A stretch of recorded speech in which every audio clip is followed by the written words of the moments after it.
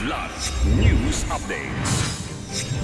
Mga balita ngayon, budget ng OVP itinaas sa 903 million pesos ng Department of Budget and Management.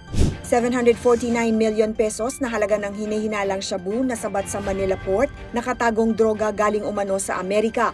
2 rider patay sa magkahiwalay na aksidente sa Nueva Vizcaya. Ako po si Cesar Soriano para ihatid ang nangungunang mga balita sa buong kapuluan ngayon.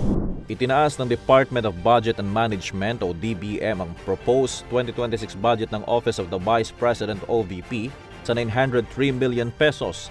Ayon sa bagong spokesperson ng OVP na si Ruth Castelo, unang ibinigay ng DBM ang 803.66 million pesos na may karagdagang halos 70 million pesos sa una nilang isinumite na 733 million pesos. Ngunit kasunod nito ay humiling ang OVP ng additional personnel services para umano ma-fulfill ang tungkulin at mabili ang iba pang IT equipment ng tanggapan.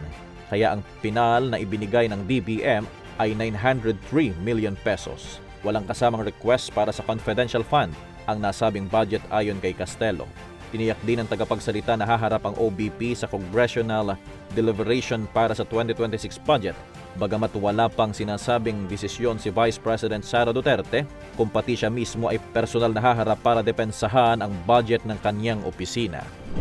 Mahigit 110 kilos ng hinihinalang shabu na tinatayang nagkakahalaga ng 749 million pesos ang nasabat ng Philippine Drug Enforcement Agency o PDEA at Bureau of Customs o BOC sa loob ng 4 na balikbayan boxes sa Manila International Container Port sa Tondo nitong Lunes, July 7.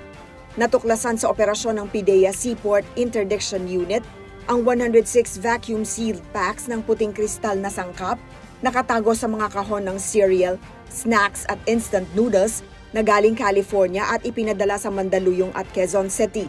Ayon sa PDEA, kumpirmadong shabu ang laman matapos ang paunang pagsusuri. Ang shipment ay tinaguri ang multi-layered para hindi mahalata sa X-ray. Wala pang nahuhuling suspect pero patuloy ang investigasyon para tukuyin ang mga sangkot sa pagpupuslit. Patay ang 2 motorcycle rider sa magkasunod na aksidente sa bayan ng Dupax del Norte at Bagabag sa Nueva Vizcaya nitong Lunes ng gabi. Nangyari ang unang aksidente sa kahabaan ng Mungia, Dupax del Norte nang magbanggaan ang 2 motorsiklo. Agad na tumilapon ng driver ng unang motorsiklo na isang 46 anyos habang sugatan naman ang magkaangkas na nakabanggang motorsiklo na napag-alamang mga lasing. Sinubukan pang isugod sa ospital ang biktima, ngunit idineklara rin itong dead on arrival. Samantala naitala rin sa parehong oras ang aksidente sa Baritbet, Bagabag na ikinamatay naman ng isang motorcycle rider matapos mabangga ng isang high-side aluminum truck. Ayon sa mga otoridad, napag-alaman na lasing ang biktima na driver ng motorsiklo. Naagaw umano ng biktima ang linya ng truck dahilan upang pumailalim ito saka naipit sa gulong ng truck na sanhi ng kanyang agarang pagkamatay. Ako po si Cesar Soriano, kasama nyo sa bawat pagputo ng balita.